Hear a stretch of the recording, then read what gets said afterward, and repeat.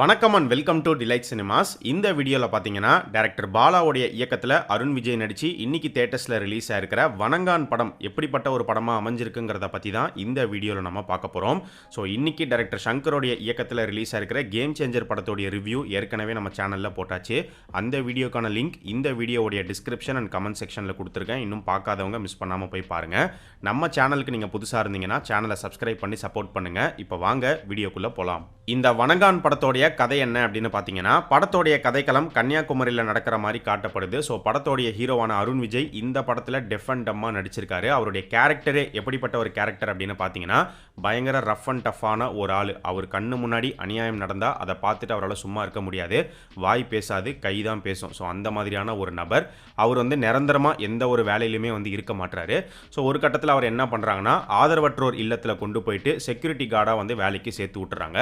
So அங்கே அவர் வேலை செய்கிறாரு. அங்கே வேலை செய்யும் போது அங்கே ஒரு சம்பவம் ஒன்று நடக்குது. அப்படி என்ன சம்பவம் அங்கே நடந்துச்சு, அதை பார்த்த அருண் விஜய் எப்படி ரியாக்ட் பண்ணாரு, என்ன பண்ணாரு, அதுக்கப்புறம் நடந்த சம்பவங்கள் தான் இந்த வணங்கான் படத்தோடைய மொத்த கதையுமே. இந்த படத்தோடைய ஹீரோ அருண் விஜய் எடுத்துக்கிட்டோம் அப்படின்னா, இதுக்கு முன்னாடி வரைக்கும் பெரிய அளவில் ஆக்டிங் ஸ்கோப் உள்ள ரோல்ஸ் அவர் பண்ணது ரொம்பவே கம்மி தான். மேக்ஸிமம் பார்த்தீங்கன்னா அவருடைய ஃபிசிக்கு அவர் பயங்கர வெறப்பாக தான் வருவார். நிறைய காப் ரோல்ஸ் தான் பண்ணியிருக்காரு. இப்படி தான் நம்ம அருண் விஜயை பார்த்துருப்போம். பட் இந்த வணங்கான் படத்தில் அருண் விஜயோடைய ஆக்டிங் சைடை கம்ப்ளீட்டாக பார்க்க முடிஞ்சுது. ஸோ சூப்பரான ஒரு பெர்ஃபார்மன்ஸ் கொடுத்துருக்காரு. எந்த ஒரு ஹீரோவாக இருந்தாலும் டைரக்டர் பாலாவுடைய படத்துக்குள்ளே போயிட்டா பாலாவுடைய ஹீரோவாகவே மாறிடுவாங்க. அந்த கதாபாத்திரமாக தான் தெரிவாங்க. அப்படி தான் இந்த படத்தில் அருண் விஜயும் இருந்தார். இந்த படத்தோடைய ஹீரோயின் ரோஷினி பிரகாஷ் எடுத்துக்கிட்டோம் அப்படின்னா, அவங்க ஒரு கைடாக வராங்க. அவங்களுடைய கேரக்டர் அண்ட் பெர்ஃபார்மன்ஸ் ரெண்டுமே நல்லா இருந்துச்சு. படத்தில் அவங்களுக்கு அருண் விஜய் மேலே ஒரு காதல் இருக்கிற மாதிரி காட்டப்படுது. ஸோ அருண் விஜய், ரோஷினி பிரகாஷ் இவங்க ரெண்டு பேருடைய காம்பினேஷன் சீன்ஸ் பார்க்கும்போது எப்படி இருந்தது அப்படின்னு பார்த்தீங்கன்னா, நந்தா சூர்யா, பிதாமகன் லைலா இவங்களுடைய காம்பினேஷன் எப்படி இருக்குமோ அப்படிதான் இருந்துச்சு. ஹீரோ ஹீரோயினை தாண்டி ஹீரோவுக்கு தங்கச்சியா நடிச்சிருக்கிற அந்த பொண்ணா இருக்கட்டும், சமுத்திரக்கனி, மிஷ்கின்னு சொல்லி நடிச்ச எல்லாருமே அந்தந்த கேரக்டருக்கு என்ன தேவையோ அதை நீட்டாவே கொடுத்துருந்தாங்க. மிஷ்கினுடைய போர்ஷன்ஸ் கம்மி தான். பட் அவர் வர சீன்ஸ் நல்லாவே இருந்தது. அவர் வர சீன்ஸ்ல ஹியூமர் நல்லாவே ஒர்க் அவுட் ஆயிருக்கு. இந்த படத்தோடைய மியூசிக்கை பொறுத்த வரைக்கும் ரெண்டு மியூசிக் டைரக்டர்ஸ் ஒர்க் பண்ணிருக்காங்க. ஜிவி பிரகாஷ் சாங்ஸ் மட்டும் கம்போஸ் பண்ணிருக்காரு. சாம் சிஎஸ் பேக்ரவுண்ட் ஸ்கோர் மட்டும் ஒர்க் பண்ணிருக்காரு. ஸோ ரெண்டு பேருடைய ஒர்க்குமே நீட்டா இருந்துச்சு. சாங்ஸ் பார்த்தீங்கன்னா எல்லாமே மாண்டேஜ் சாங்ஸ் தான். எல்லாமே ஓகே அப்படிங்கிற மாதிரி இருந்தது.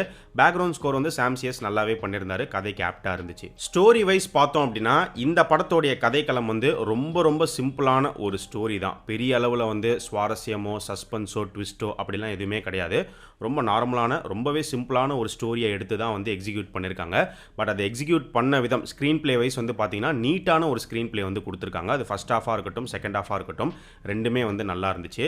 ஒரு இன்டர்வியூவில் பாலாவே சொல்லியிருந்தாரு, வணங்கான் படத்தை பொறுத்த வரைக்கும் செகண்ட் ஹாஃப் என்னுடைய படமாக இருக்கும், ஃபர்ஸ்ட் ஹாஃப் ஃபுட்டேஜ் தான் அப்படிங்கிற மாதிரி தான் அவர் சொல்லியிருந்தாரு. ஸோ அப்படி தான் இந்த படம் இருந்தது. கதை ஆரம்பிக்கிறதே பார்த்தீங்கன்னா இன்டர்வல் பிளாக்கு முன்னாடியிலேருந்து தான் ஸ்டோரி ஆரம்பிக்குது. அதுக்கு முன்னாடி வரைக்கும் கேரக்டர்ஸை இன்ட்ரடியூஸ் பண்ணுறது, செட் பண்ணுறது. ஸோ இதில் தான் அவங்க டைம் எடுத்துக்கிறாங்க. படத்தில் ஆக்ஷன் சீக்வன்ஸ் எல்லாமே செம்ம ராவா, செம்ம ரியலிஸ்டிக்காக இருந்தது. பாலாவுடைய படங்கள்னாலே ஆக்ஷன் எப்படி இருக்குங்கிறது உங்களுக்கு தெரியும். ஸோ அந்த ஸ்டைல் ஆஃப் ஆக்ஷன் பார்த்தீங்கன்னா இந்த படத்துலையும் நல்லாவே ஒர்க் அவுட் ஆயிருக்கு. அதே மாதிரி எமோஷனல் பார்ட்டும் பார்த்தீங்கன்னா நல்லா இருந்துச்சு. ஸோ மொத்தமாக டைரக்டர் பாலாவுடைய வணங்கான் எப்படிப்பட்ட ஒரு படமாக அமைஞ்சிருக்கு அப்படின்னு பார்க்கும்போது, என்னை பொறுத்த வரைக்கும் இந்த படம் டைரக்டர் பாலாவுடைய பெஸ்ட் ஃபிலிம் அப்படின்னு கண்டிப்பாக சொல்லிட முடியாது. ஒரு டீசென்ட்டான ஒரு ஃபிலிமை கொடுத்துருக்காரு. கண்டிப்பாக தியேட்டருக்கு போய் ஒரு தடவை பார்க்கக்கூடிய ஒரு நல்ல படமாக தான் அமைஞ்சிருக்கு. பெரிய அளவில் எக்ஸ்பெக்டேஷன்ஸ் எதுவும் இல்லாமல் போய் பாருங்கள். ஒரு ஒன் டைம் வாட்சபிள் ஃபிலிமாக இருக்கும். அடல்ட் கண்டென்ட்டை பொறுத்த வரைக்கும் இந்த படத்துக்கு யூஏ சர்டிஃபிகேட் தான் கொடுத்துருக்காங்க. பட் இருந்தாலும் ஃபேமிலியோட பார்க்கலாமா அப்படின்னு கேட்டிங்கன்னா, வயலன்ஸ் அப்படிங்கிறது கொஞ்சம் ஜாஸ்தியாகவே இருக்கும். மற்றபடி வேறு எதுவுமே கிடையாது. ஸோ ஏற்கனவே இந்த வணங்கான் படத்தை பார்த்து முடித்தவங்க இந்த படம் உங்களுக்கு எப்படி இருந்துச்சு, உங்களுடைய ஒப்பீனியனை இந்த வீடியோவுடைய கமெண்ட் செக்ஷனில் சொல்லுங்கள். இன்னும் பார்க்காதவங்க மிஸ் பண்ணாமல் போய் பாருங்கள்.